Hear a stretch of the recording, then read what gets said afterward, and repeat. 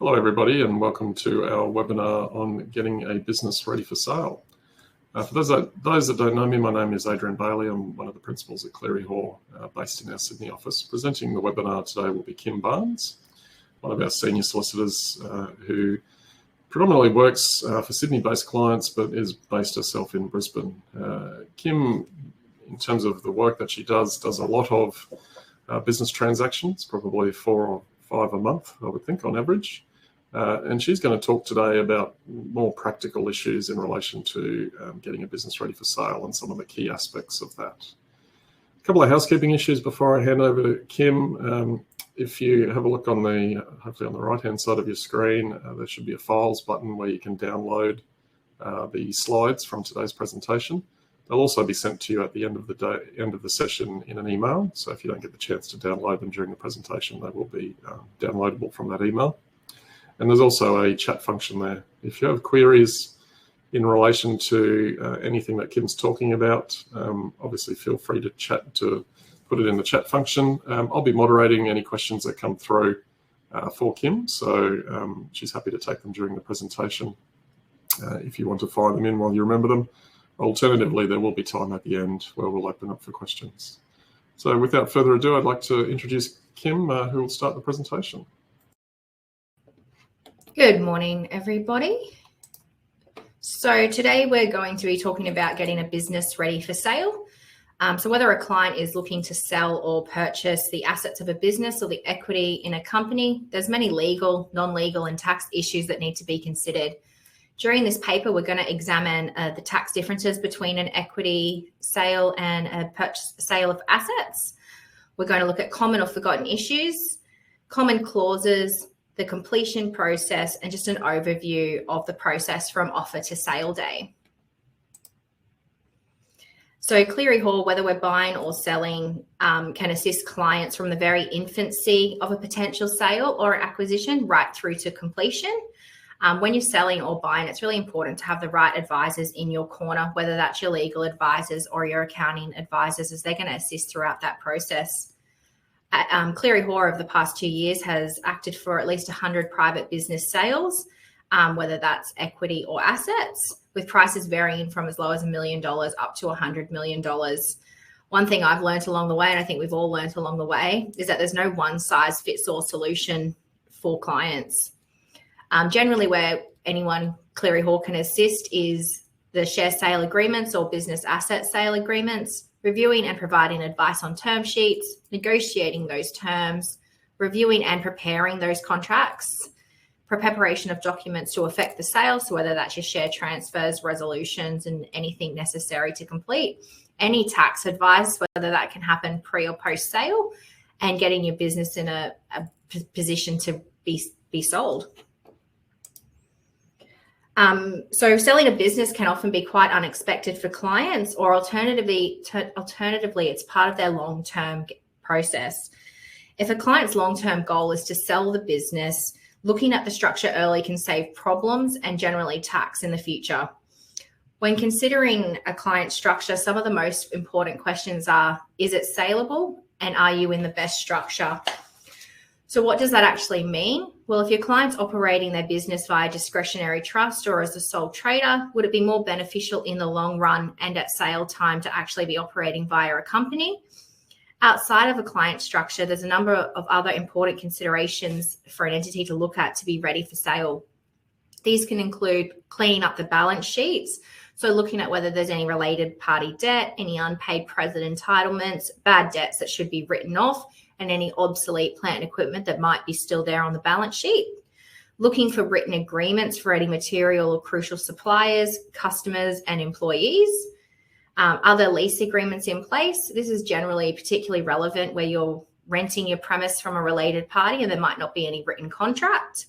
And are due diligence materials easily accessible and digestible, because these are all going to be handed over to a buyer when you're looking to sell. By looking at these things early on, when a client puts their business on the market or receives a surprise offer, it can actually go quite smoothly from that offer to completion. So when we're dealing with business sales and acquisitions, whether it's an asset or equity sale, there's 4 broad tax areas that we need to consider. Firstly, being your capital gains tax, your income tax, GST, and transfer duty. All these areas play a role in determining the best outcome for clients when they're selling or buying. When we're acting for the buyer, we also have to have a look at what purchasing entity the buyer is actually going to purchase that company or assets in. So in the future, we can maximize any tax advantages. In an equity sale, the buyer is also purchasing the history of a company, which often can lead to further warranties being provided by the seller or additional earnouts or indemnities. As the buyer is purchasing this history, that increase in earnouts or indemnities is there to protect the buyer from any adverse things that might be hiding in the wardrobes. These terms should be negotiated early on between the parties, so there's clear expectations between the buyer and seller, and there's no surprises at settlement or post-completion. In practice, during due diligence, if there's any areas of concern, the buyer might renegotiate the contract terms to account for any extra risks they've uncovered. So on screen, you can see when we're acting for a seller that we need to consider CGT, income tax, and GST. When we're acting for a buyer, generally the tax areas we are thinking about are GST, transfer duty, and the structure choice in the future for their capital gains tax and income tax. So if we look first at the seller, the first thing the seller generally is going to consider is CGT. Most clients are going to be looking to maximize their tax outcome, and in order to do so, we need to consider whether they're eligible for the legislative CGT concessions, namely the discount capital gain or the small business CGT concessions. As we know, the discount capital gain is available to individuals and trustees who have held a CGT asset for greater than 12 months. It provides a 50% reduction in capital gains for individuals and trustees and around 33% for trustees of self-managed superannuation funds. One thing to note is that companies cannot get access to the discount capital gain, so it can't be used to reduce any gains made on a sale. So when we're acting for a seller, we need to consider whether to negotiate for an asset sale or an equity sale, where we've got equity on issue, whether that's a unit trust or a company.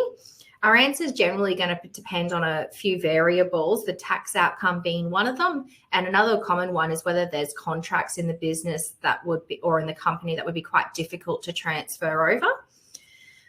Overall, an equity sale is going to give a better tax result for a seller, even than an asset sale, but sometimes they are a little bit more complicated. Even if an asset sale does have the same tax outcome initially as an equity sale, when the client's actually wanting to access those proceeds, there's going to be different tax consequences when trying to pull out the money from that company. In practice, a seller is going to prefer that equity sale for those tax savings, but a buyer is going to prefer an asset sale because they're not inheriting that history of the company. That's why it's important you get those advisors early on, because we can help negotiate those terms between the seller and buyer to get the best tax position. In order to demonstrate the differences in the tax outcomes for the seller, I've got a short case study that we're going to look at. In our case study here, we've got Truco Pty Limited, who operates a makeup business. There's one shareholder, Sophia, who's 47. She's been operating the business for 12 years. It's got a sale price of $2 million, and she started the business from scratch, so there's going to be no cost base, and she's looking at retiring. The only other relevant information here is that there are also retained profits of $1 million in the company. So in respect of an asset sale, we know that we won't be able to use the discount capital gain because it's operated in a company. We can't use the 15-year rule. We can use the small business 50%, and we can use the small business retirement exemption. That's assuming that all the basic conditions are met. So out of here, we've got proceeds of $2 million because we started the business from scratch, which means the capital gain is going to be $2 million. By using the small business 50% discount, we can reduce the gain to $1 million. And then by utilizing the small business retirement exemption, the gain is reduced to $500,000. As Sophia is under 55, this will need to be paid into her complying superannuation fund. This leaves a capital gain of $500,000, on which the company tax rate of 30%. I note that it might be lower, but for ease, we've used 30%. will be paid, which means she'll pay tax of about $150,000.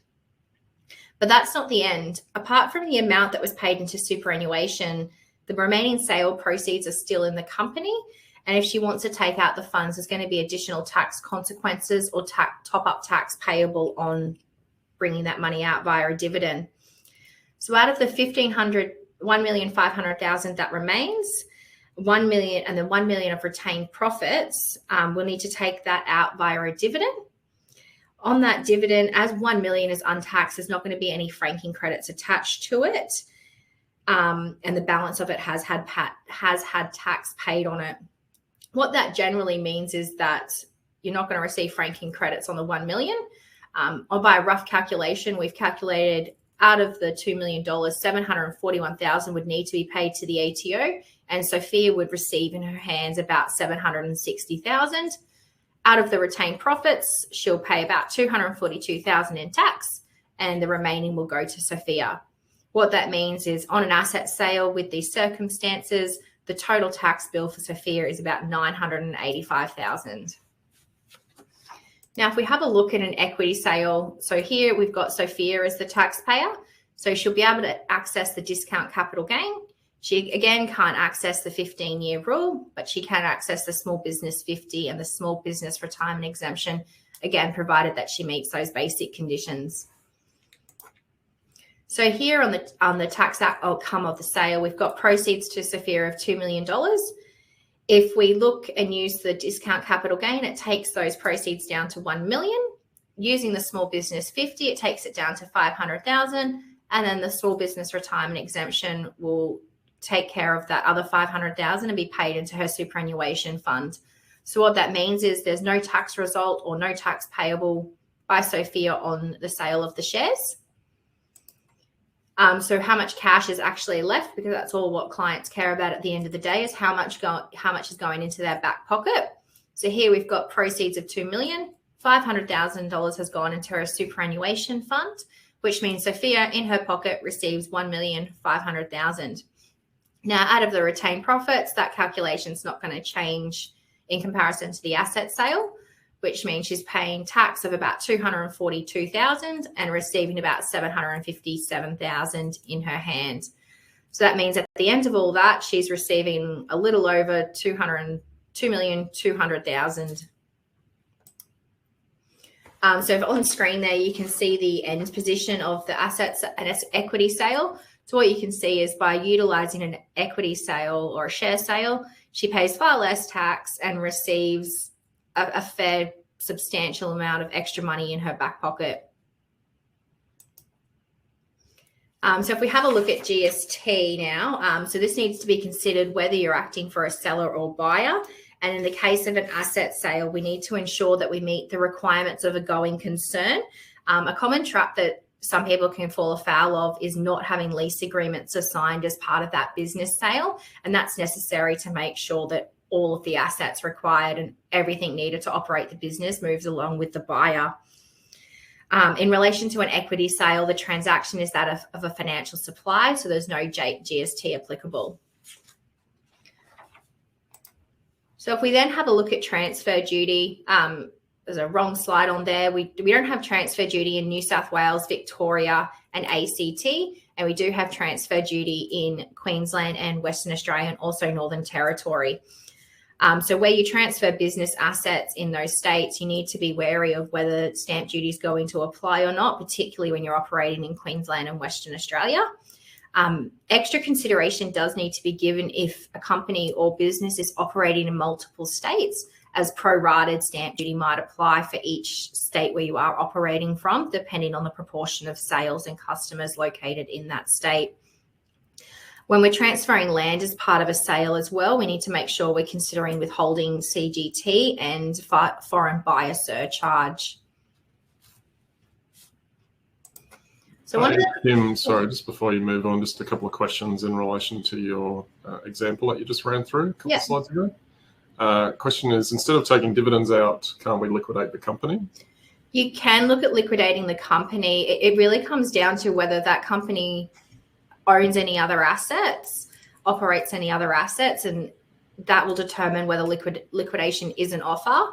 is an option, even on liquidation, we do then need to consider, well, what is the income and what is the return of capital to see how that tax figure would change. Yep. And super contributions under the retirement exemption subject to contributions tax?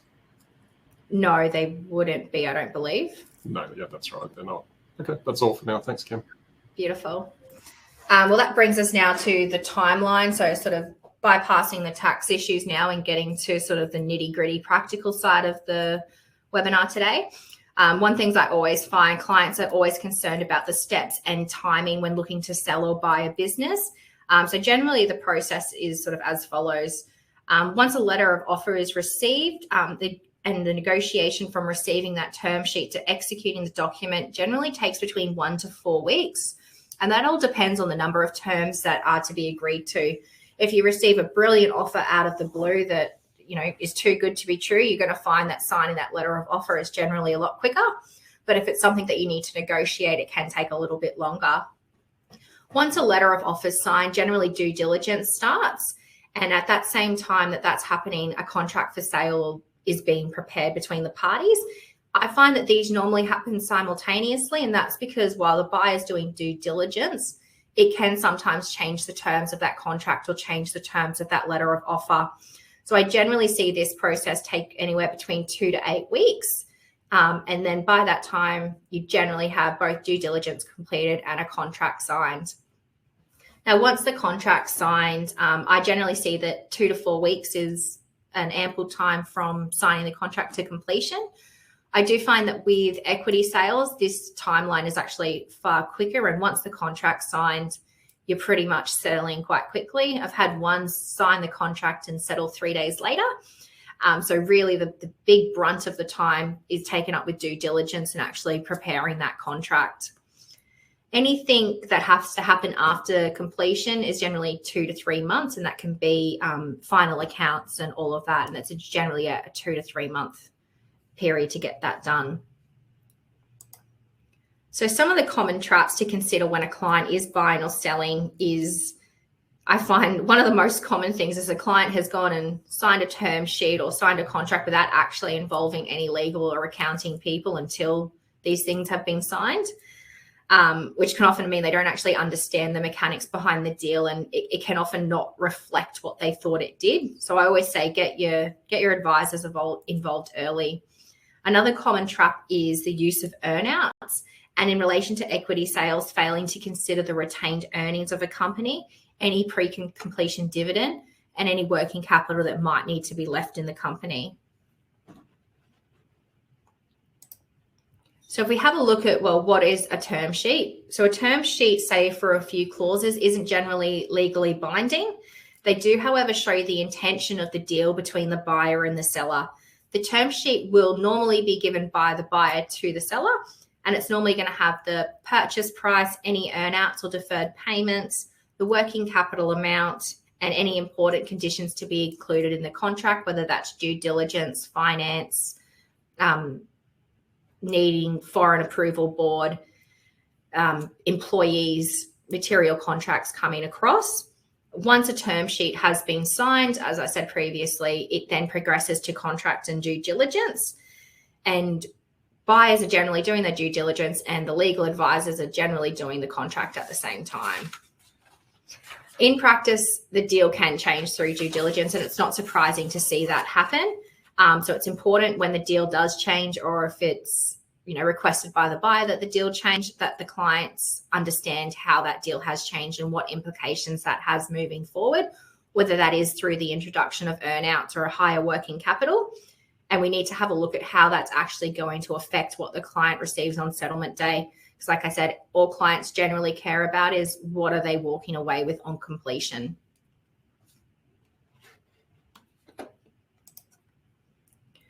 So retained earnings. So when we look at what retained earnings are, when selling equity, most contracts are going to have to consider retained earnings and working capital.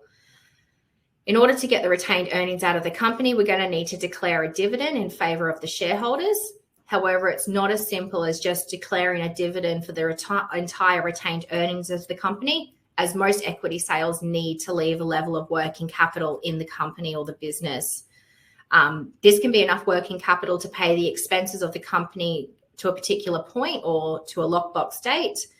And it will usually be enough money to sustain the business running day to day for 1 week, 2 weeks, 3 months, or whatever is agreed between the parties.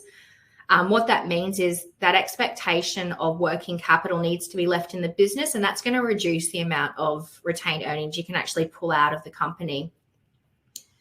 So what is actually working capital? So working capital looks at specific financial line items like debtors, creditors, cash, accrued employee entitlements, and accrued tax. It usually avoids items like plant and equipment. And, one other thing when we're looking at retained earnings is that it's going to reduce that dividend, but we also need to make sure that we've got enough cash to pull out what dividend we do want to pull out.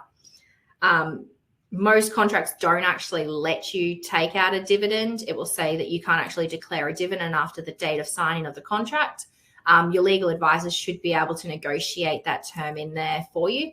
I've negotiated it in many contracts and there's never an issue with it. It usually is just as simple as asking the buyers to include it. And sometimes they'll want to approve the amount just to make sure that you're not pulling out more money than you should be from the company. So because this retained earnings calculation needs to be done, I always say, let's run the numbers early on. Let's test these figures so we know exactly what the client can pull out. Because the worst thing to happen is on completion date or the week before completion, the client thinking they're having a $1 million dividend because that's the retained earnings. And in practical terms, they're actually only pulling out $500,000 because they've got debt to pay or they have to leave in too much working capital. So I always try and run those numbers early on to make sure everyone understands what it means.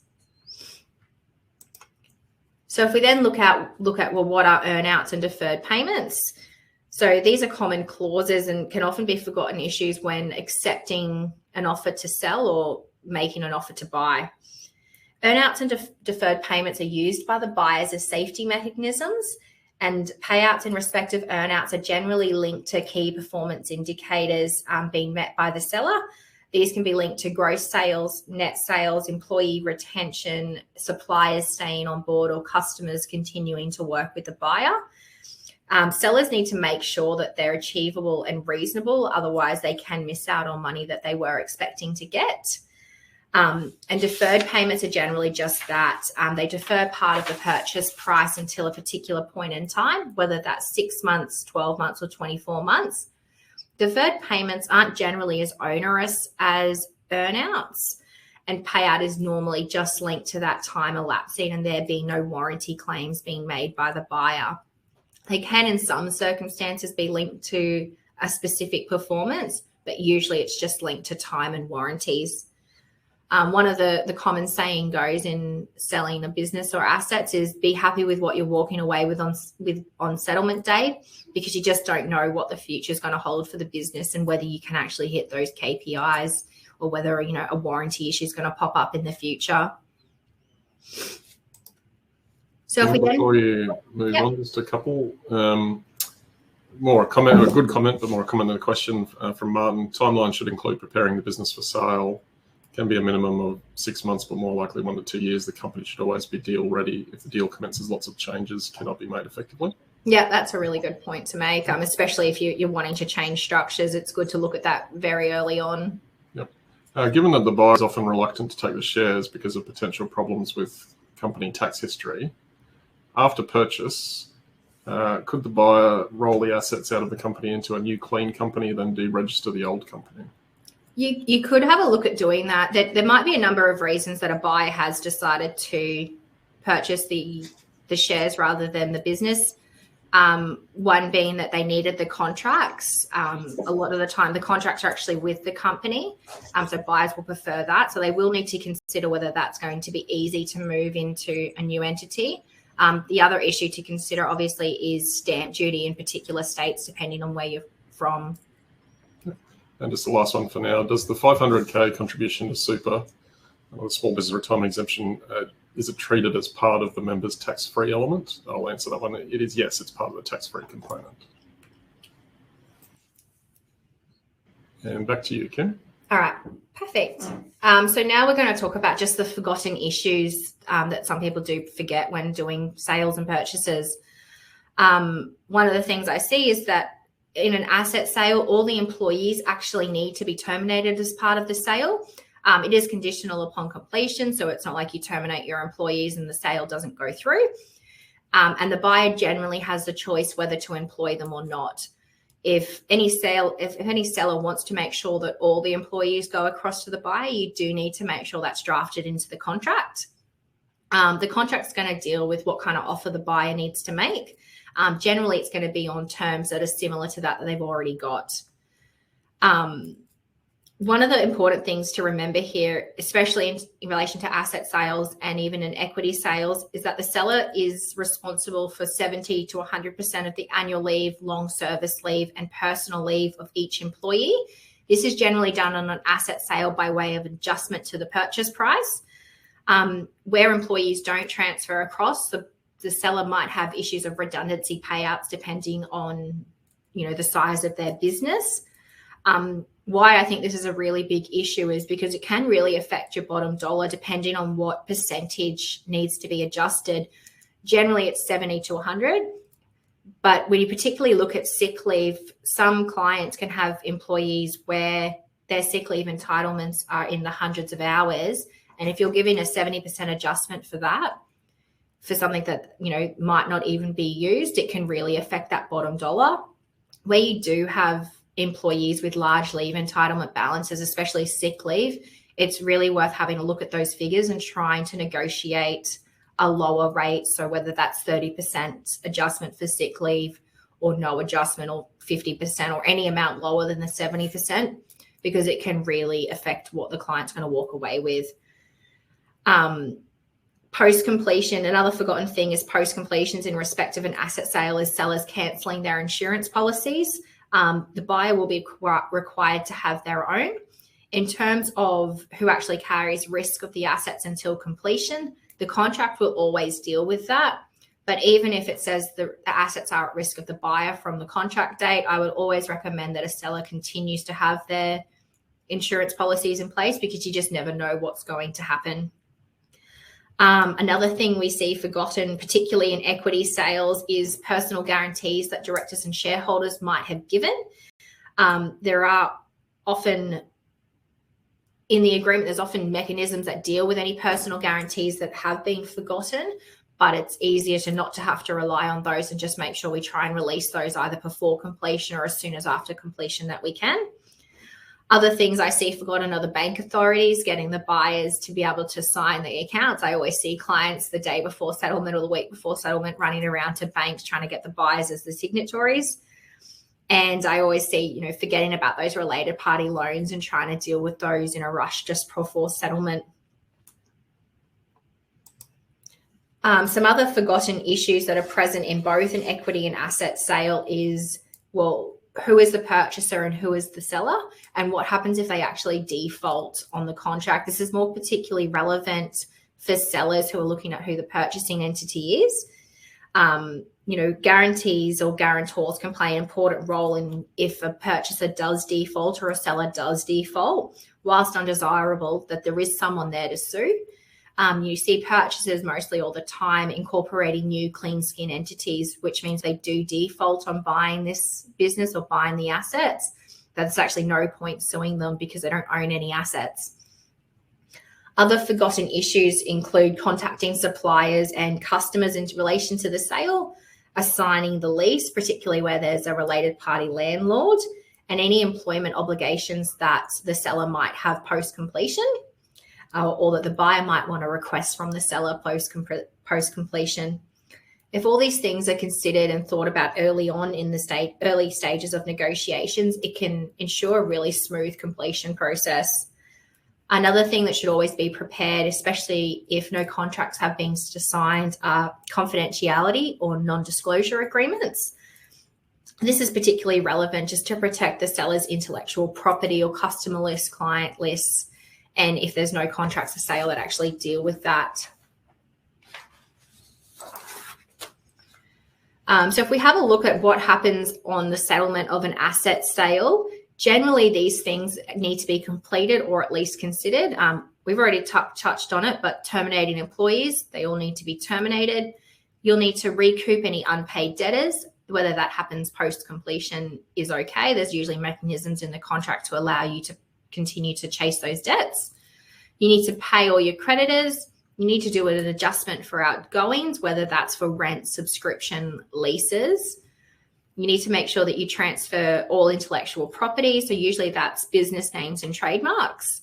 And you need to make sure that you remove all security interests over the assets. So that could be from your sort of suppliers or retention of titles or goods that are provided but you haven't yet paid for. There might be security interests over them, or it could just be your financier. If we have a look at, well, what does an equity sale settlement look like? Well, one thing I always find problems with when we're doing these is, where is the company register and where is that located? That needs to be given to the buyer as part of the sale. So I always try and get clients to try and locate that early on. Same thing with the old share certificates. Where are they? Because they need to go to the buyer, or we need to do some sort of other form to get around it. We need to provide the corporate key to the buyer. So again, having to think about where's that located and how can we get that to the buyer on completion. We need to get those bank signatories and all authorities set up. We need to prepare completion accounts, which I'll talk about shortly. And again, we need to remove all security interests over the assets of the business and all the shares personally. Before we move on, just a couple of questions. What is the timing of making the contribution to super using the retirement concession? Is it the later of receipt of the proceeds and lodging the tax return in the year of the CGT event? It's when you receive the funds, but you need to make sure that you actually complete the form that needs to go along with it before you put the funds in super. That's one thing that a lot of people do forget, is the form that needs to go across with it, and it can't be, changed if the funds go and the form hasn't gone, or the election. Yeah, but it is. I mean, the answer is, I guess, in the question, and is right. It is the later of either receiving the proceeds or lodging the tax return, or the time to lodge your tax return for that CGT event. Next, similar theme. If there are delayed settlement payments depending on reaching targets, that will alter the sale price. How is this handled when taking advantage of small business CGT concessions?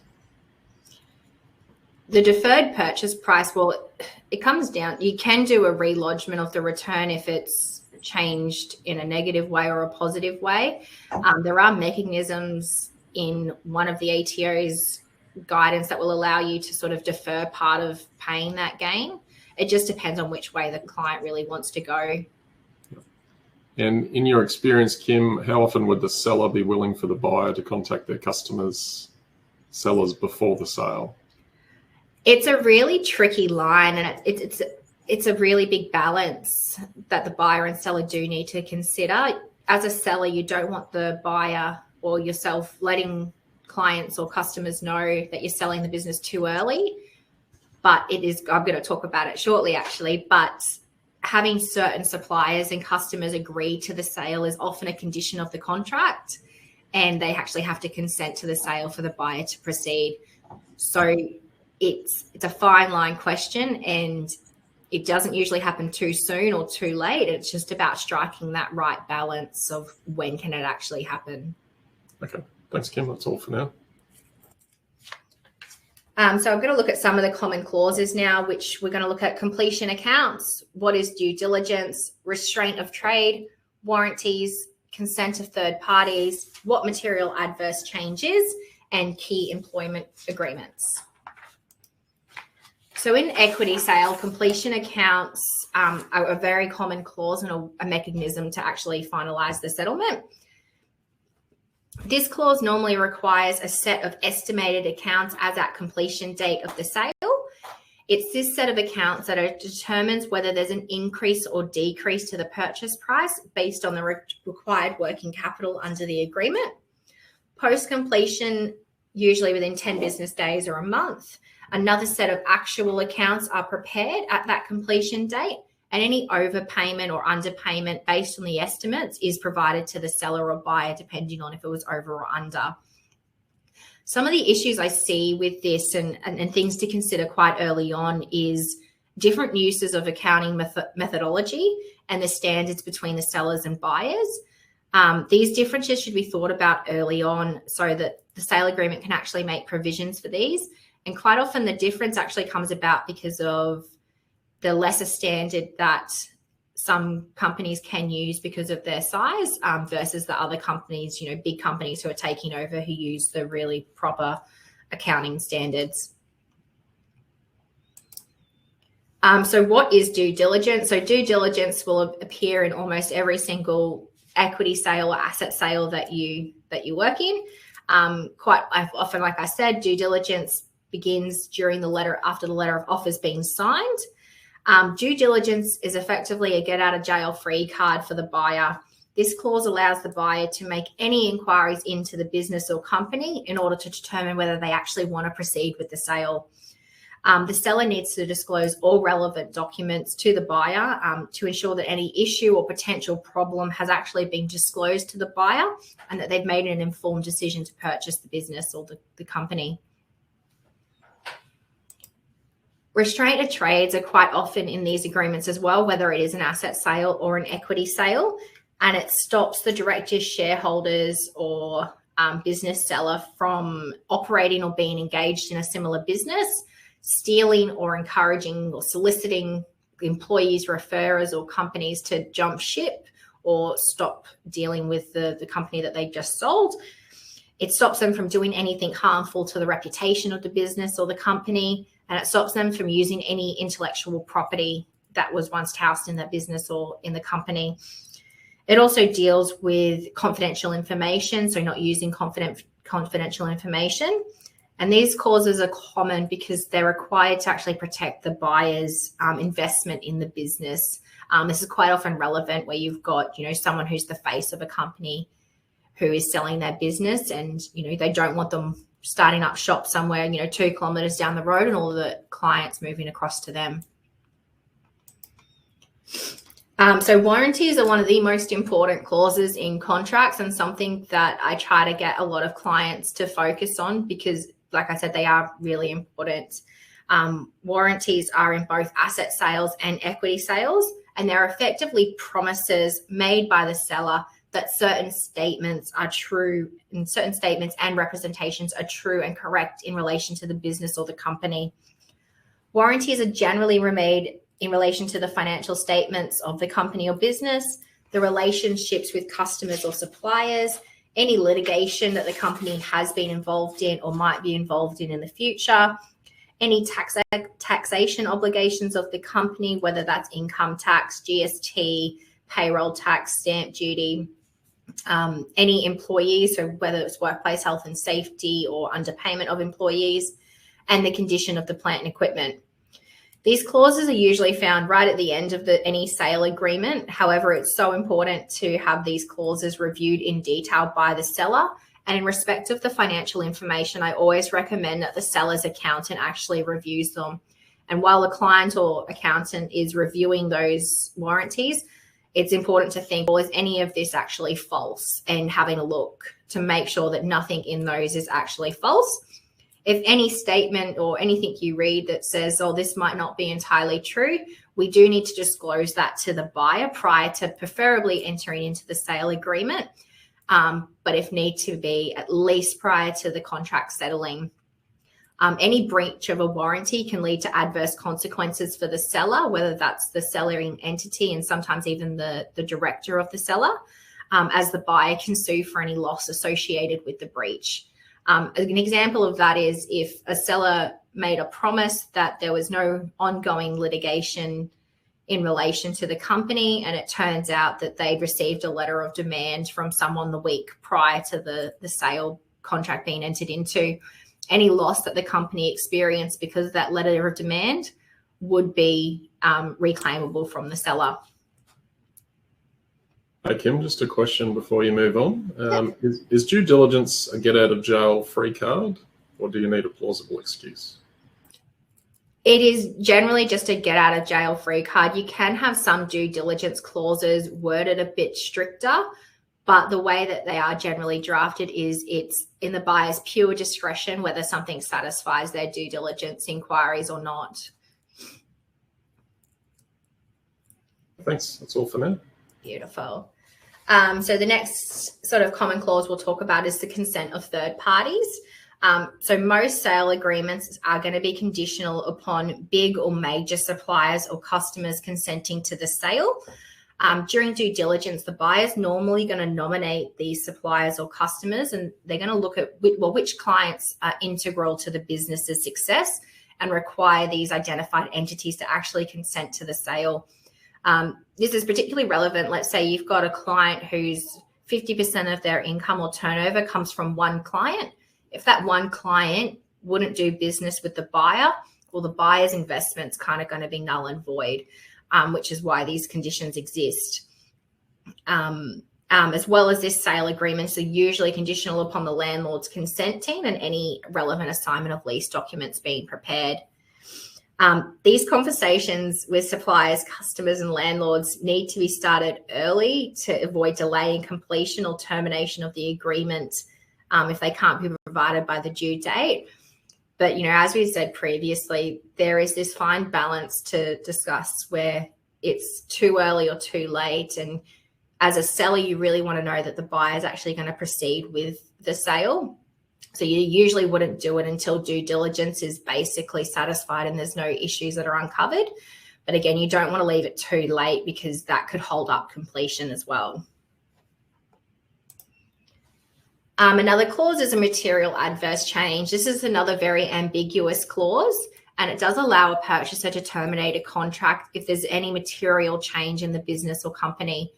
Material change is often just defined as something quite broad, but you can also try and limit it to a set dollar value that's going to overall reduce the value of the business or company. If there has been a material adverse change, this will allow the purchaser to terminate the contract. An example of this could be if you were in the business of COVID-19 masks and all of a sudden mask mandates were no longer required at all, or they said we weren't allowed to wear masks and you were buying a mask business. Well, if we weren't required to wear masks or don't need to have a mask anymore, then that business might be completely changed. Another sort of example, another common clause is key employment agreements, and these are quite similar to the consent of third parties. Most sales will be conditional upon key employees remaining or entering into employment contracts with the buyer. These sale agreements will normally provide, again, that the employment term should be substantially similar to the current terms. And, you need to be certain if you do agree to this condition that the employees that the buyer wants will go along with the buyer, because if they don't agree, then the buyer can actually terminate the contract. So just in conclusion, when it comes to selling a business or shares, there's actually no one-size-fits-all approach. Each client's business is different and might need a different approach, whether that's non-conditional clauses drafted in there. In my experience, no sale is the same. I always find one of the best ways to get the best outcome for the client is to actually understand their business and actually understand what their expectations are when they're selling or buying. By doing that and engaging early on, you find that you can actually steer the negotiations in the correct direction and make sure their expectations and need met and understood. If anyone has any other questions, I'm happy to take them. Thanks, Kim. Just a question here. Hot topics in diligence I'm seeing in all deals are: 1, wages testing to ensure compliance with awards, very onerous and can be significant. 2, ESG, especially if PE involved. 3, executive contracts going forward. What others are you seeing currently? Payroll tax is a big one that's coming up, whether payroll tax has been paid. Another big one is the employees, contractors or employees, especially where you've hired a lot of contractors. There's a lot of due diligence done on those actual terms. But anything, it's just really anything the buyer is concerned about, but they are the major issues at the moment.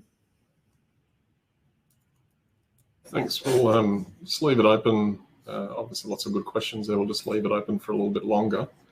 While I'm doing that, just a little bit of housekeeping. As I said, at the end of the presentation, you'll receive a feedback email from us, a very short survey. We appreciate the time that people take to complete the surveys. And one of the questions in that will be topics moving forward.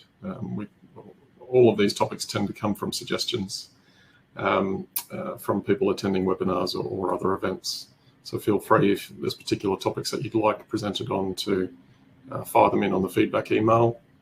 As I mentioned earlier, there will be a further copy of the slides attached to that feedback email, so keep an eye out for that. And at some stage, this presentation will be on our website, the recording of the presentation. So if for whatever reason you had to leave, probably not listening to it right now if you had to leave, but if you missed a part of it for whatever reason, it will be available on our website very likely later today or next week anyway. In terms of just another comment here, another observation is to get legal and accountants who are experienced in mergers and acquisitions, which may not mean your usual lawyer accountant. Yeah, I'd agree with that. Often, of course, depends on the size of the deal, but often it's very worthwhile engaging a couple of different people in that field so that you're getting obviously the best advice. Question, would you be discussing the Permuin case on gift and loan back? We can do. We discussed it at our recent face-to-face workshops. We could certainly do a presentation on that. To close it off for now, I'd like to thank Kim for her presentation. Thank you for taking the time to watch the webinar, and we hope to see you at our next webinar or event. Thank you.